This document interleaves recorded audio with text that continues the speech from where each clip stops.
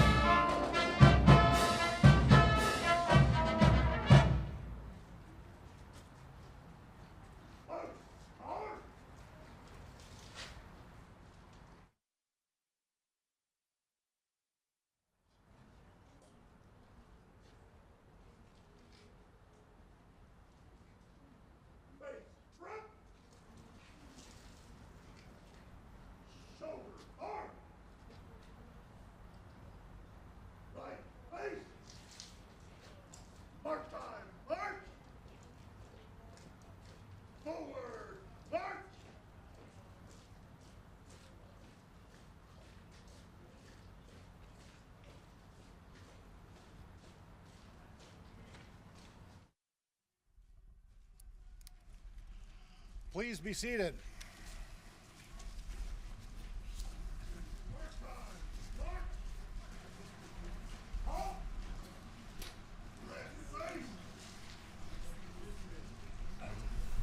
Good afternoon, and welcome to a beautiful and surprisingly sunny day of history in the making here in Western Virginia.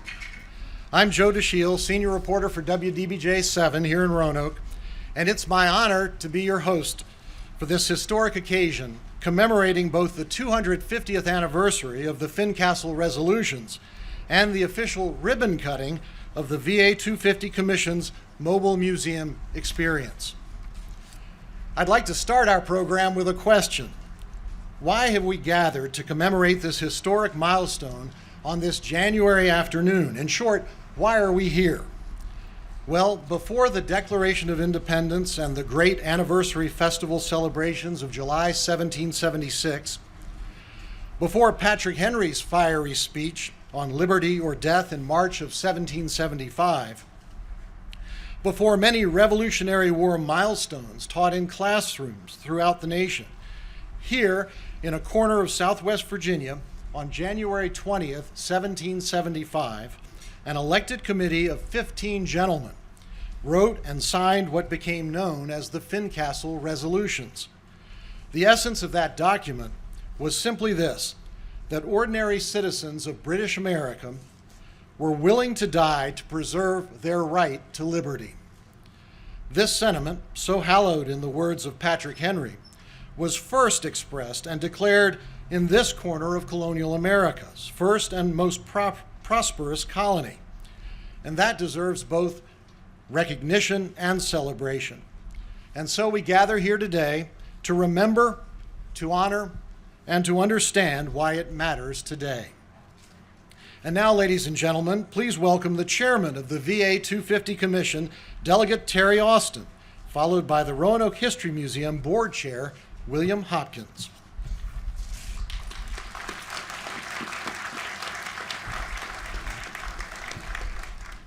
Thank you, Joe, and good evening to everyone. The weather has played into our favor today, so I know it's not quite as comfortable as it is in June, but it's not quite as bad as it could be, so thank you.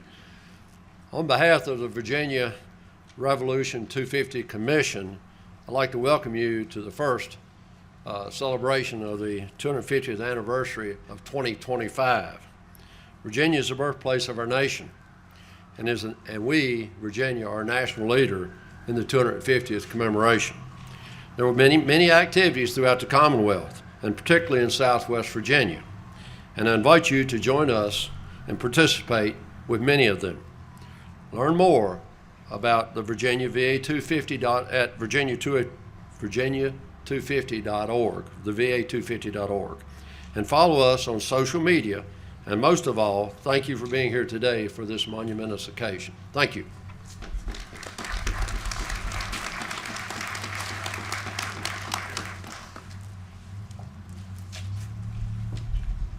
Thank you, Delegate Austin. My name's Bill Hopkins. I'm with the Historical Society of Western Virginia, and welcome. I appreciate y'all being here to help us commemorate this historic occasion. Wanted to let you know that the museum is unveiling 3 new exhibits, Revolutionary War exhibits, prepared by Ashley Webb and her staff. They're going to be on display for several months now. Hope you'll come by and take a look at them. There's a lot of substance there, so you might want to come more than once. I think we're going to have them up until July.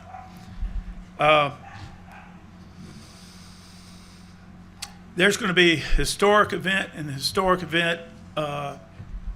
hosted by the Virginia Commission over the months to come, and on our journey to the 4th of July 2026 and beyond. So let me finish by just thanking you for your dedication as we continue to work towards a more perfect union. Joe, thank you.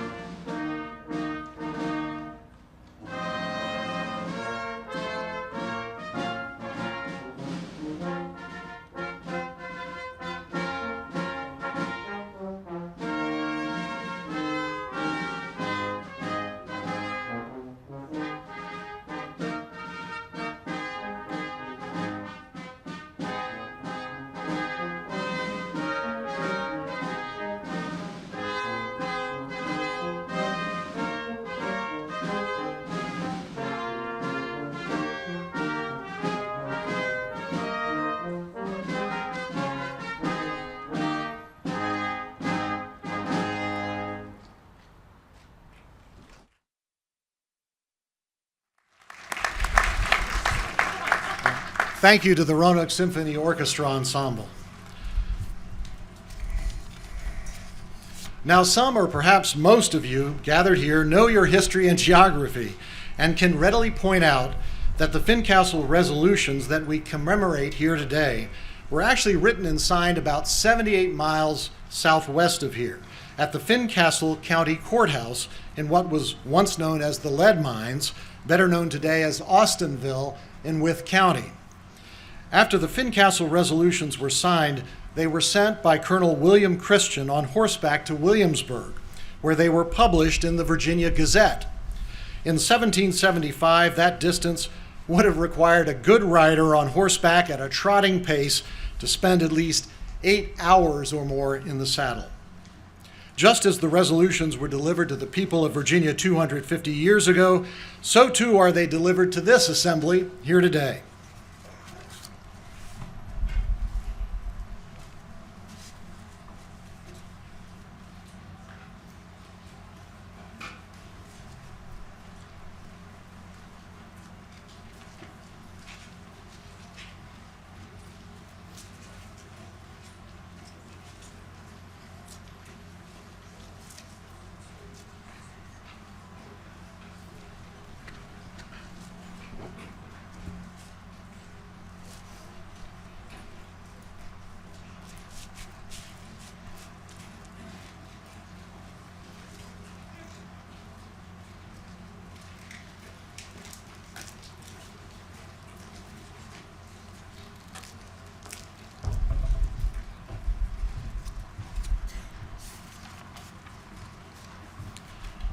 Fincastle County, January 20th, 1775.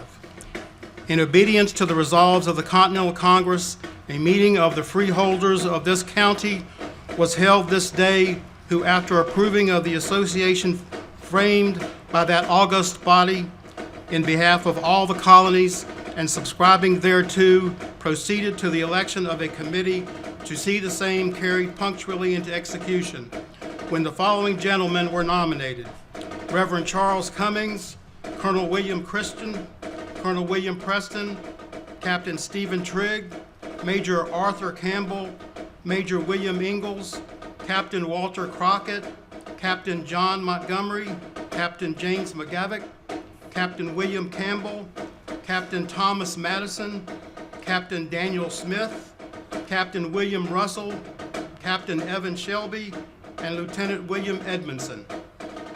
The following address was then unanimously agreed to by the people of the county and is in part as follows.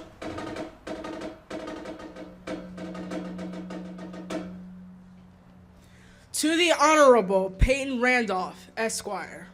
Richard Henry Lee, George Washington, Patrick Henry, Jr. Richard Bland, Benjamin Harrison, and Edmund Pendleton, Esquires. The delegates from this colony who attended the Continental Congress held at Philadelphia.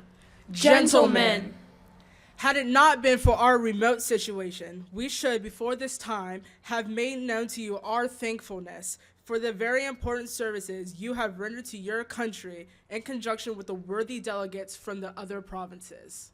Your noble efforts for reconciling the mother country and the colonies will immortalize you in the annals of your country. We heartily concur in your resolutions and shall, in every instance, strictly and invariably adhere thereto. We assure you, gentlemen, and all our countrymen, that we are a people whose hearts overflow with love and duty to our lawful sovereign George III. That we are willing to risk our lives in the service of His Majesty for the support of the rights and the liberties of his subjects. We are heartily grieved at the difference which now subsists between the parent state and the colonies, and most ardently wish to see harmony restored, and on an equitable basis and by the most lenient measures that can be devised by the heart of man. Many of us and our forefathers left our native land, considering it as a kingdom subjected to inordinate power and greatly abridged of its liberties. But even to these remote regions, the hand of unlimited and unconstitutional power hath pursued us, to strip us of our liberty and property with which God, nature, and the rights of humanity have vested us. We are ready and willing to contribute all in our power for the support of His Majesty's government, if applied constitutionally and when the grants are made by our own representatives.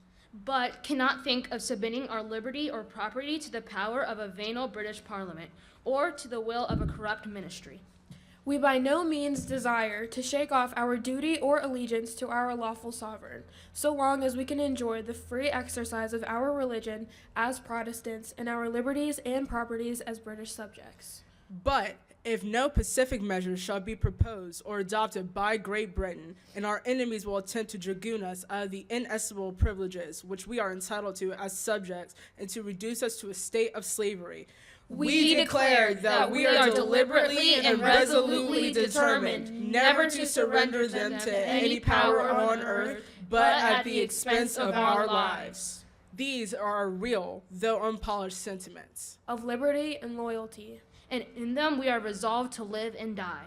We are, gentlemen, with the most perfect esteem and regard, your most obedient servants.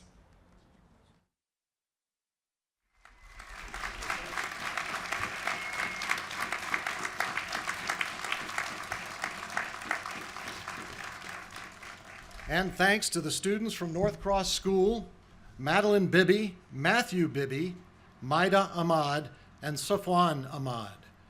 Let's thank them again.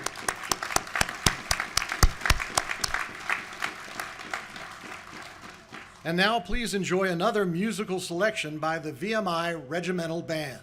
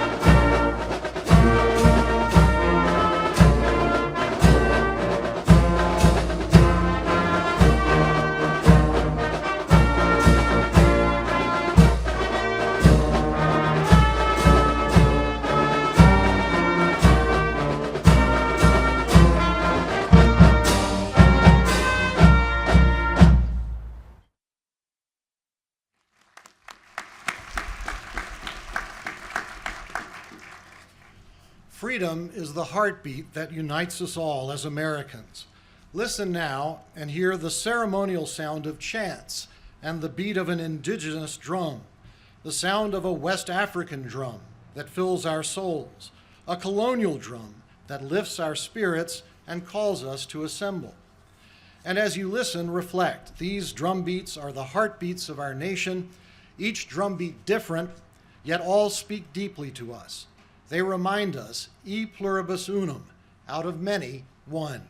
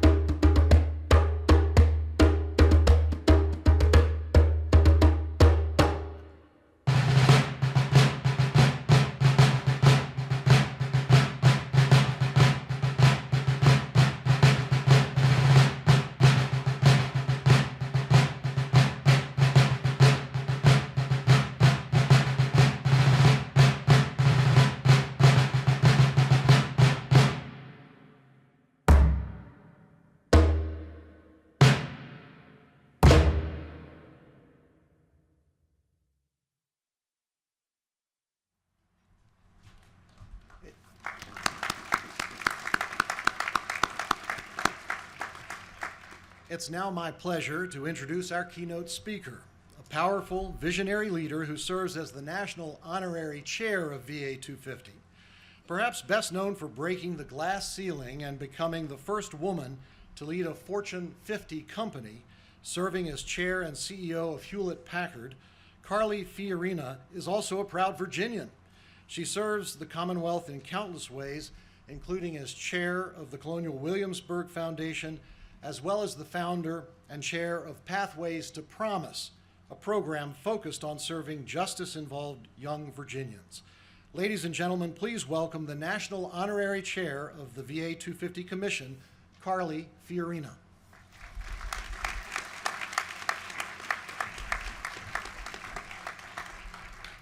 Thank you so much, Joe, and good afternoon, everyone. Thank you for being here. First, let's give our Master of Ceremonies a great round of applause. And thank you as well, of course, to VMI and their amazing regimental band, to the Roanoke Symphony Orchestra, to our wonderful student readers, to the Virginia Sons of the American Revolution as well. Thank you all for making this a special day. And today is a day of firsts. It's the opening of the 3 Revolutionary War exhibits that the director of the museum talked with us about, the official ribbon cutting of the VA 250 Mobile Museum Experience, and the public premiere of the VA 250 Fanfare, the wonderful musical fanfare you heard the Roanoke Symphony Orchestra play, was accomplished just for Virginia and the 250, composed by David Chase, a Virginia resident, but of Broadway.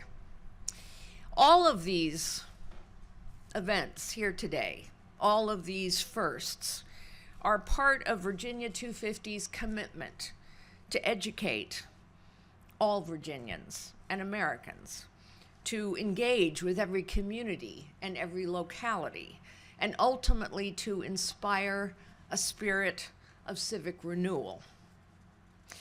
Today we commemorate the 15 Virginians who declared for the first time that they were willing to give their lives for an idea.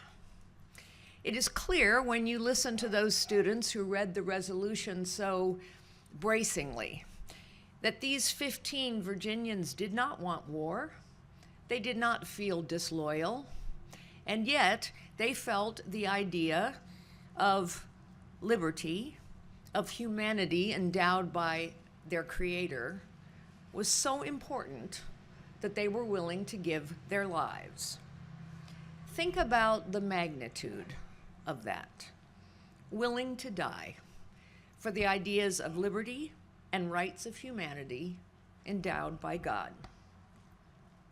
The following year, another Virginian, Thomas Jefferson, would crystallize the sentiments of the Fincastle Resolutions into these immortal words, that all men are created equal and are endowed by their Creator with certain inalienable rights, life, liberty, and the pursuit of happiness. The Fincastle Resolutions, in addition to declaring their willingness to die, also spoke at some length about encounters with indigenous peoples. And in these resolutions, they describe the indigenous peoples as savages. But we now know there was savagery on both sides, just as there was peacekeeping on both sides. The lives of indigenous peoples were not always better after the arrival of the colonists, and independence from Britain made many of their lives far worse. And yet, the ideas, the power of the ideas that 15 frontiersmen were willing to die for, also inspired many indigenous Virginians to take up arms alongside their colonist neighbors against the British, just as it inspired so many of the enslaved to do the same. And these ideas of life, liberty, and the pursuit of happiness, of equality, of inalienable rights, these ideas have inspired everyone, everywhere, ever since. Sometimes history delivers a day of perfect symmetry. And January 20th is such a day. January 20th, 2025 is such a day of symmetry. January 20th, 1775, the Fincastle Resolutions are endorsed. On January 20th, we celebrate Martin Luther King, a man who preached and protested against injustice and inequality, but mostly he is remembered and celebrated because he inspired every American to live up to our highest ideals and form a more perfect union. And January 20th is also when we will celebrate the peaceful transition of power from one president to the next, a precious legacy bequeathed to us by yet another Virginian, George Washington, who stepped aside from a presidency he could have held for life and declared that 2 terms was quite enough. Why does all this matter? Why do we sort of huddle together here in the cold? Thank goodness for the sunshine. But why do we huddle here together to talk about the past? Because if we do not know who we are, if we do not know who we come from, where and what we come from, and how we came to be, then we do not know who we are. We know this at our core. It is why we gather around family dinner tables and talk about the people who came before us, who and what came before us, how we came to be, so that we understand better who we are in the present and who we can be in the future. This is true in our families, but it is true of our Commonwealth, and it is true of our nation. If we do not know our history, then we do not know why we are Americans. We do not know why we are unique, exceptional, the only nation in all of human history and across the entire planet, the only nation created not on territory or ethnicity or on religion, but on ideas and ideals. We need to know who we are and where we come from in order to understand why we are Americans. It is important, not just for our families, not just for our communities, but for our nation. And our nation, America, our nation, was started here in Virginia, fueled here, fought here, and finished here. Its greatest leaders were born on Virginian soil. Its most sacred ideals were shaped in our hills and valleys, and its stories are everywhere you look. 250 years ago, 13 colonies joined together to create a nation like no other in history, but one led the way. Virginia has always been the crucible of our nation. America was made in Virginia. You may be from Botetourt County, such as Chair Austin is, or you may be from Fairfax County, such as I am. You may be a New Yorker, a Floridian, or a Nebraskan. It doesn't matter where you come from or what you look like. It does not matter whether you can trace your lineage all the way back to the American Revolution or you just became a citizen last year. If you believe in the promise of America, in individual liberty and equality before God, then Virginia is where you come from, because this is where those ideas were born and raised. This is where a dream of freedom became a nation destined to achieve it. Here in Virginia, you aren't simply making a journey to Roanoke or Jamestown or Williamsburg or Mount Vernon or Monticello. You're coming home to the state that started it all. And so I close by saying to all, whether we are come heres or from heres, America, welcome home.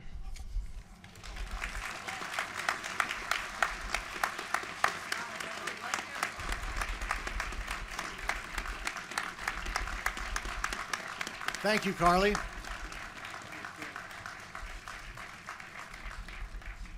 And now, ladies and gentlemen, the moment that we've been waiting for.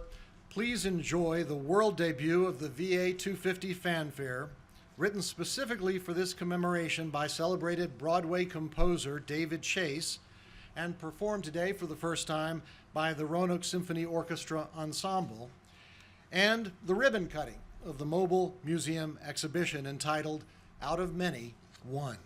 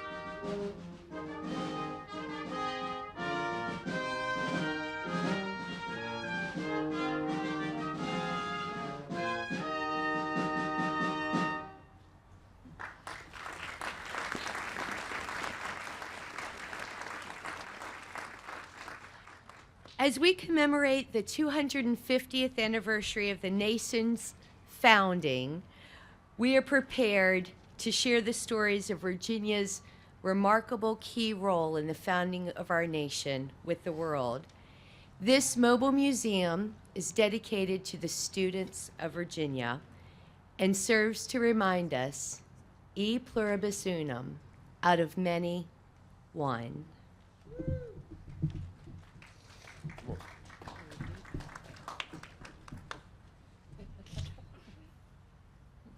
Ready? Okay. Thank you.